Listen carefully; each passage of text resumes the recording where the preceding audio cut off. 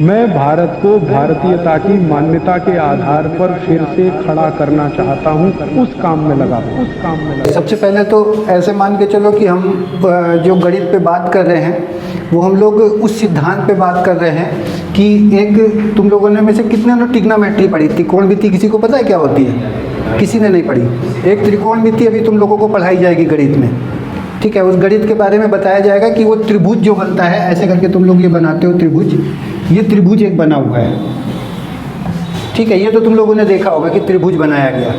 ये त्रिभुज जो बनाया गया, इसमें इसको कर्ण कह लेते हैं, इसको लंब कह लेते हैं, इसको आधार कह लेते हैं। यही इस किताब में दिया हुआ है सूर्य सिद्धांत में।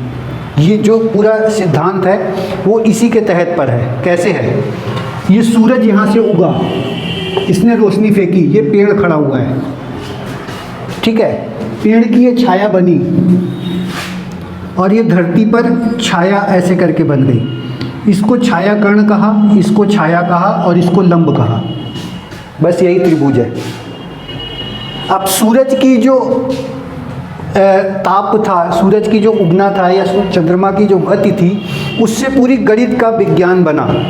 पूरी गणित का, धरती से लेकर के, सूर्य से लेकर के, चंद्रमा से लेकर के, ग्रहों से लेकर के, जो अंधविश्वास बताया जा रहा है, वहीं से पूरी गणित का जन्म हुआ, ठीक है। इस विषय को लेकर के स्वामी दयानंद सरस्वती जी ने एक मैकाले के सामने रखा था कि ये पढ़ाया जरूर जाना चाहिए, 2 साल बच्चों को पढ़ाया जाना चाहिए। पढ़ाया आज तक नहीं किया। तो हम लोगों ने क्या प्रयास किया कि इसको चालू करें किसी तरीके, तो कुछ चालू किया। उसमें तुम लोग एक हिस्सा हो इस क्लास को चालू करने का। अब हम वहाँ पे चलते हैं जहाँ पर मेन तौर पर वो था, कहाँ से सिद्धांत हमने देखा, कैसे देखा, कैसे इसको तुम लोगों को आगे आगे पहुँचाना है। तो उसका एक छोटा सा बेस हम मान के चलते हैं। अभी उस विस्तार पे बात करेंगे जहाँ पर से ये समझ में आए पब्लिक को, तुम्हारे मम्मी पापा को भी ये वीडियो जब देखें तो उनको ये समझ में आए कि क्यों करा रहे हैं। क्योंकि अभी जब माँ बाप को किसी को समझाओ ना तो पूछते हैं कि हमारा बच्चा कमाएगा कितना इस पढ़ाई से। उनके दिमाग में, सबके दिमाग में यही भरा हुआ है कि कमाएगा कितना। लेकिन इस एजुकेशन के बाद तुम जितना भी कमाओ, तुमको नौकरी मिले या ना मिले, लेकिन एक सिद्धांत हो जाएगा कि तुम अपने आप को पूरी तरह से अपनी कमाई के दम पर स्वस्थ रख सकते हो। जितना कमाओगे उतने में स्वस्थ रख लोगे, क्योंकि यहाँ से आपका जीवनचर्या खुलती है, दिनचर्या खुलती है, बीमारियाँ हैं वो खुलती हैं, और इसके बाद कैसे बीमारी आपके शरीर में प्रवेश कर रही वो पूरी प्रक्रिया खुलती। सारी गणित, सारा भूगोल यहीं से खुलता है, ठीक है। तो हम चलें आगे बढ़ें। हम सबको पता है कि धरती ऐसे करके गोल है ना, सबको पता ही है। अब उसमें क्या होता है कि यहाँ मान के चलो, यहाँ पर कहीं पर एक दिशा है, ऐसे करके दिशा है, ये ऐसे करके दिशाएं हैं इसमें। इसको हम ठीक है। अब पूरब ये हो गया, पश्चिम ये हो गया, तो उत्तर अपने आप ये हो जाएगा, उत्तर ये हो गया, और दक्षिण ये हो गया। अब अगली प्रक्रिया में हमको ये पता है कि धरती जो है 2 तरह से राउंड करती है। कैसे? एक तो ये सूरज के चारों तरफ ऐसे ऐसे करके चक्कर लगाती, ऐसे घूमती है। मान लो सूरज है, इसके चारों तरफ ऐसे करके चक्कर लगाती है। हाँ, दूसरी अपने अक्ष पे घूमती है, अपने अक्ष पे घूमती है। जो ये अपने अक्ष पर एक बार ऐसे करके घूम जाती है, उससे दिन और रात होते हैं। अब ये जो सूरज का पूरा चक्कर लगाती है, इससे साल भर होता है, इससे पूरा साल होता है, ठीक है। ये तो पता हो गया। अब चंद्रमा भी यही क्रिया करता है। अच्छा, पहले तो देखो, कोई भी गोला जो होता है वो 360 0 डिग्री से चल करके 360 डिग्री तक का होता है, ठीक है ना। तो अब धरती यहाँ से चले, पूरब इसको मान लो, या पूरब ये चले, धरती ऐसे करके, ये सूरज हो गया पूरा, और धरती इससे चले तब भी वो 360 चलेगी। चंद्रमा यहाँ पर हो और ये पूरा चले तब भी ये 360 ही चलेगा। मतलब कोई भी गेंद, किसी भी चीज़ की, इतना बड़ा फुटबॉल हो या इतना छोटा सा गेंद हो, वो हमेशा 360 डिग्री का होता है, उससे बड़ा नहीं होता। कोई भी 360 से कोई गोला बड़ा नहीं होता। तो ये 360 डिग्री का हो गया। अब चंद्रमा जब यहाँ से अपनी धुरी पर ऐसे करके ऐसे इसके चक्कर लगाता है, तो ये मान के चलो कि इसको अगर हम 4 भागों में डिवाइड कर दें, इस पूरी धरती को ऐसे करके हमने 4 भागों में डिवाइड किया, तो ये जो हो गया एक 90 अंश का हो गया, 90 डिग्री हो गया एक। ये यहाँ से यहाँ तक के बीच में 180 डिग्री हो गया, यहाँ से यहाँ तक के बीच में हो गया, हाफ कर लेंगे, हो गया। अब 180 डिग्री हो गया, आज अमावस्या है, आज अमावस्या है। अमावस्या में क्या होता है, सूर्य और चंद्रमा एक ही जगह पर होते हैं। वो सूर्य के पीछे छुपा है चंद्रमा, इसलिए नहीं दिख रहा है, सूर्य की रोशनी के कारण नहीं दिखता। जब पूर्णिमा होती है तो सूर्य और चंद्रमा एक दूसरे के आमने सामने होते हैं, मतलब ये यहाँ होगा तो ये यहाँ पर होगा, एक दूसरे के आमने सामने होंगे। अब इसमें प्रक्रिया में क्या है कि चंद्रमा जो हमारा चल रहा है वो एक दिन में केवल 12 डिग्री चलता है, एक दिन में 12 डिग्री चलता है, ठीक है। अब जब एक दिन में 12 डिग्री चलता है तो 30 दिनों के अंदर में वो 180 डिग्री चल लेता है, 30 दिनों में, मतलब एक महीने के अंदर वो पूरा अपना काम कर लेता है। एक महीने के अंदर, केवल एक ही महीने में, जो सूर्य एक साल में पूरा होता है धरती और सूर्य के बीच में, वो चंद्रमा केवल एक उसमें पूरा कर लेता है। अब दोनों के बीच में जब 12 डिग्री सेंटीग्रेड यहाँ पर एक दिन में चलता है, यहाँ से यहाँ तक के बीच में 12 डिग्री का केवल वो है, तो अब ये मान के चलो कि 30 डिग्री चलने में, यानी एक माह चलने में, वो एक माह में 30 डिग्री चलेगा, लेकिन वो 360 का पूरा एंगल पूरा कर रहा है, ठीक है ना। एक माह नहीं, वो पूरे 360 का एंगल पूरा कर लेता है। अब 360 डिग्री पर जब पूरा वो चंद्रमा पूरा कर लेता है तो सूर्य के साथ उसका कुछ ना कुछ भेंट होती होगी, कहीं ना कहीं मिलता होगा, कहीं ना कहीं तो मिलता होगा, ठीक है। अब देखो यहाँ से सूर्य को देखो, ये 0 डिग्री सूर्य है, मानो ये धरती है और सूर्य इसका चक्कर लगा रहा है। हमने उल्टी प्रक्रिया करी। भारत के शास्त्रों में कहा गया कि जब मैथमेटिक्स को अपने को केंद्र मानो, भारत के शास्त्र कहते हैं, जैसे आज भी विरोध होता है इस बात को लेकर के कि सूर्य चक्कर नहीं लगाता, पृथ्वी चक्कर लगाती, गलत लिखा है उसमें। उन्होंने कहा कि जब आप अपने आप को केंद्र मानोगे और अपने आप को केंद्र मानोगे और अपने चारों तरफ चक्कर लगाते हुए देखोगे तो दोनों की को जोड़ दो धरती के उसको, तो आपकी गणित जो है सरल हो जाएगी। जब आप सूर्य को परिक्रमा करते हुए धरती पे खड़े होकर के देखोगे कि सूर्य हमारी परिक्रमा कर रहा है, क्या गति है उसकी, तो जोड़ने में दिक्कत होगी, तो उल्टी प्रक्रिया कर दी उन्होंने। इसलिए हम यहाँ भी उल्टी प्रक्रिया करते हैं। सूर्य यहाँ से जब चलता है, मान लो यहाँ से चला 0 पे, तो यहाँ पे आया 30 डिग्री पे, यहाँ पर जब वो आया तो 60 डिग्री पे, यहाँ पे आया 90 डिग्री पे, ठीक।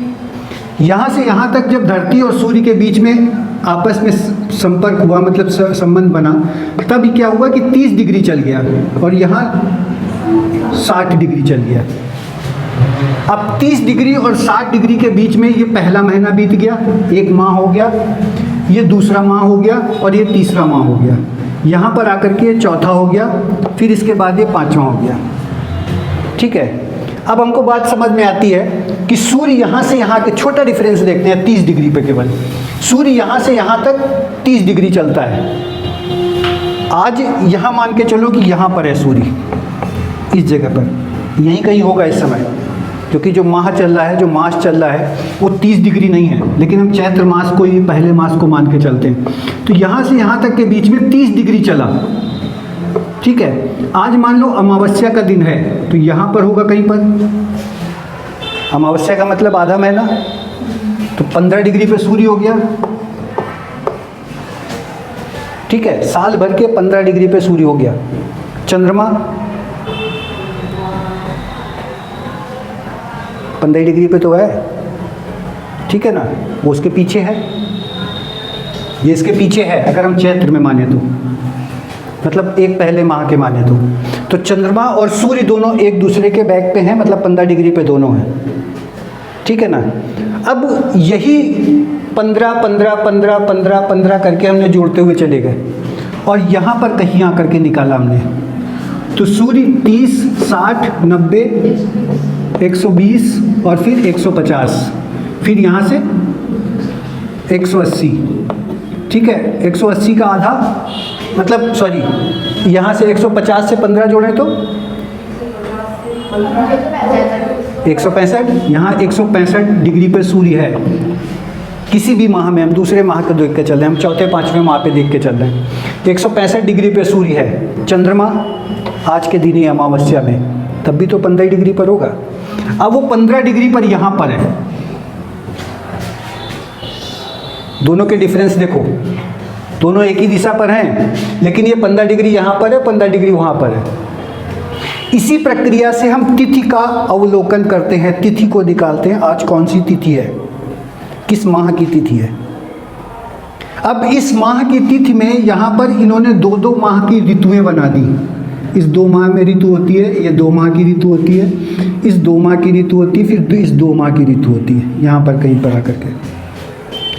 अब ऋतु जो होती है वो ऋतु परिवर्तन जो होता है वो सूर्य की गति और ग्रहों के अनुसार, चंद्रमा की गति के अनुसार सूर्य की गर्मी को पास और दूर लाती है। कैसे? ये जो आधा 180 डिग्री का है ये उत्तरायण काल कहा जाता है। उत्तरायण काल, उत्तर दिशा पे जब सूर्य हो तब उसको उत्तरायण काल कहते हैं। इस आधे को इसको दक्षिणायन कहते हैं, क्योंकि दक्षिण दिशा पे जब सूर्य हो तब उसको दक्षिणायन कहते हैं। ठीक है। अब यहाँ पर हमारी पृथ्वी यहाँ पर है, ऐसे करके गोल पृथ्वी है ये। ठीक है, ये यहाँ मान लो इसके केंद्र में कहीं पर पृथ्वी है, ये ऐसे करके घूम रही है और ऐसे करके चक्कर लगा रही है। तुम यहाँ पर हो और सूर्य तुम्हारे नज़दीक होकर के जब निकलेगा तब तुम्हारे पास होगा तो गर्मी बढ़ेगी। अब सूर्य यहाँ पर है, इस दिशा से दक्षिणायन होकर निकल रहा है, तुम यहाँ पर हो, कहीं पर इस जगह पे हो, इस तरफ हो, तो यहाँ जब तुम्हारा दक्षिणायन होता है तब गर्मी कहाँ बढ़ेगी? तब तो सूर्य दूर हो गया, तब ठंड होने लगती है। ठीक है, बस इसी गणित पर, इसी सिद्धांत पर पूरी गणित है। कैसे है? ये जो बीच का डिफरेंस है यहाँ से बीज गणित है। जो गति है, इसकी मोमेंट है, जो भी गति कर रहा है, जो भी चीज़ कर रही है, इससे गति विज्ञान है, गति डायनामिक्स जिसको कहते हैं, उससे गति विज्ञान है। इसी शास्त्र से पूरे को अवलोकन करने के बाद खगोल शास्त्र का जन्म हुआ, यानी भूगोल बनी। यहीं से भूगोल का ज्ञान है। अगर ये नहीं है तो भूगोल नहीं है, कुछ नहीं जानते हम, कुछ जान ही नहीं सकते किसी हाल में। अभी हमने 2 ग्रहों के बारे में केवल बात किया, लेकिन भौतिक कितना है? जब तुम्हारा सूर्य तुम्हारे पास होता है और जब तुम्हारी दक्षिणायन में होता है तो सूर्य की गर्मी के कारण तुम्हारे पास भौतिक कितना है? भौतिक का मतलब धरती से उत्पन्न होने वाले जो चीज़ें हैं वो कितनी चीज़ें हैं। ठीक है, दक्षिणायन में जब होता है तब तुम्हारे पास कितनी चीज़ें उपलब्ध होती हैं, इसको भौतिक कहते हैं। यही चीज़ जो भौतिक, इसकी सूर्य की गर्मी के कारण पेड़ पौधे उत्पन्न होते हैं, जो भी उत्पन्न होता है उसको रसायन कहते हैं। उससे जो पदार्थ पाए उससे रसायन हुआ। अब यही रसायन है और यही भौतिक है, और जिसको फिजिक्स और केमिस्ट्री कहते हैं। इसी पेड़ पौधे से जब उत्पन्न होने वाली बात आई, सारी की सारी चीज़ें उत्पन्न हुई। पेड़ पौधे में हमने जो 5 तत्व, उसकी जड़ से, उसके तने से, उसके पत्तियों से रस जो उत्पन्न करके अपने शरीर के लिए जो भी प्राप्त किया, उससे जीव विज्ञान का आयुर्वेद की खोज हुई। तो कुल मिलाकर के जब तक ये नहीं है तब तक कुछ भी नहीं है, कोई विज्ञान नहीं है, कहीं कुछ नहीं है। इसी को अंधविश्वास बना करके पेश कर दिया गया।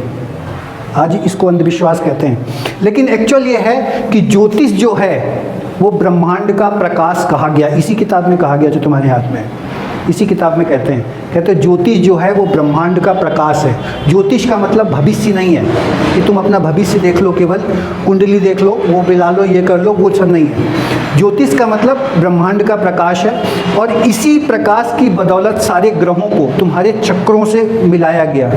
इसीलिए कहा गया यथा ब्रह्मांडे तथा पिंडे, कि जैसे पूरा ब्रह्मांड है वैसे ही हमारा शरीर है, और उसी शरीर के कारण, उसी ताप के कारण हमारा शरीर जो है वो कम और ज़्यादा होता है। जैसे 16 तारीख को भी कन्या संक्रांति पड़ी थी, यहाँ पर हैं हम लोग इस समय, लगभग यहाँ पर है सूर्य और चंद्रमा। सूर्य इस समय, पृथ्वी और सूर्य के वो जो बीच में संबंध है वो यहाँ पर है।